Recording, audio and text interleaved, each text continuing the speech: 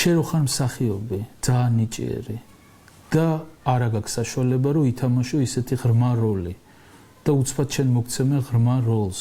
თან ხედავ რომ ესთეტურად არის ძალიან საინტერესოდ გადაღებული. არავის არ გავს ეს ყველაფერი ისტორიაში შედის. რატო არ წამოხდა? ძალიან კარგი ხარ.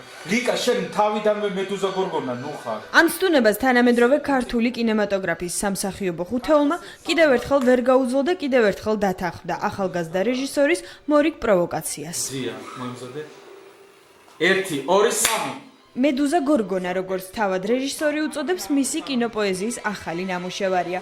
მითოლოგია მის შემოქმედებაში დიდი ხნის ფიქრის შემდეგ პირველად გამოჩნდა. რეჟისორი იდეის გაჩენიდან მალევე მიხვდა, რომ საბედისწერო ქალის სახის შესაქმნელად ერთი ქალბატონი არ ეყოფოდა. მის უცვლელ მუზებს ლიკა ქავჯარაძეს, მარინა კახიანს, ნინელი ჭანკვეტაძეს და ზია მაღლაკელიძეს საქართველოში დასასვენებლად ჩამოსული ნუცა შანშიაშვილით შეუერთდა. ძალიან კარგი ხედვა აქვს, შეუძლია აღმოაჩინოს რაღაც ახალი რა არის რეჟისორი ტალანტი არის აღმოაჩინოს ახალი ხედვით რაღაც ახალი ნიუანსები, ახალი ფაქტურები, ახალი კადრები, ახალი ემოციები და გადმოსცეს ეს ხალხისთვის. აი შოთა შეუძლია და როდესაც ეს მასში მე დავინახე, რა თქმა უნდა, დავთვალე ძალიან დიდი სიხარულით და ბედნიერებით, რომ მასთან ერთად მემუშავა. მეუბნები, ნუცა შენ უნდა ითამაშო, რა არის? აი ესე კი ბატონო. და გადავიღე და ღმერთო მადლობა რომ ესე გაიწელა და ამანით ნუცა მითამაშა. მედუზა გორგონა ნუცა შანშიაშვილისთვის შოთიკო კალანდაძის შემოქმედებაში პირველი ნაბიჯები არ არის, თუმცა პირველად მოუწია თამაში დედასთან, ზია მაღლაკელიძესთან ერთად.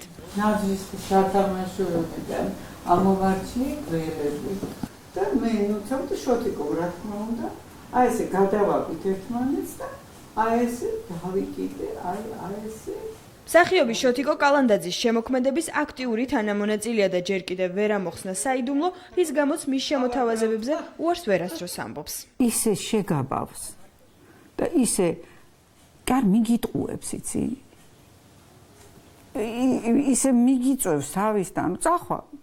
მე ხო გითხარით რომ მე არ მინდოდა ხოლმე, არ მივდიოდი ხოლმე და მე ისე დამაინტერესა უკვე, ისე დამაინტერესა რომ ეხლა აღარა მაქვს პრობლემა. მაპატიეთ, მაგრამ ჩვენ ვაკეთებთ ისტორიულ საქმეს, ჩვენ ისეთ თემებს ვეხებით საქართველოში, რომელიც არ ეხებიან ჯერ. დიდი ხანია ქართულ კინოში ესეთი ბომბები ერთად არ შეკრებილა.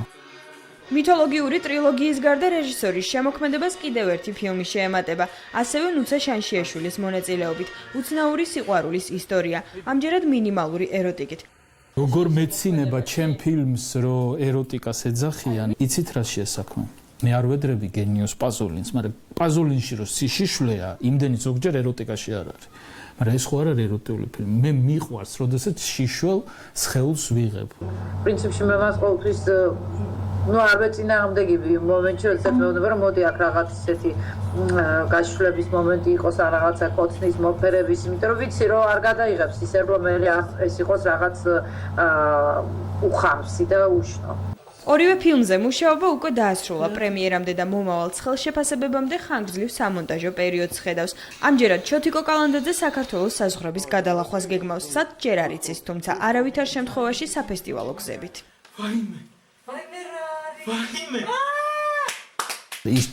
ის თუ შეეშალოთ, რომ ჩარლი ჩაპლინი არაფრად არ ჩააგდეს და 90 წლის ასაკში მისცეს ბოლოისა, რა ფესტივალი მაინც ობიექტურია.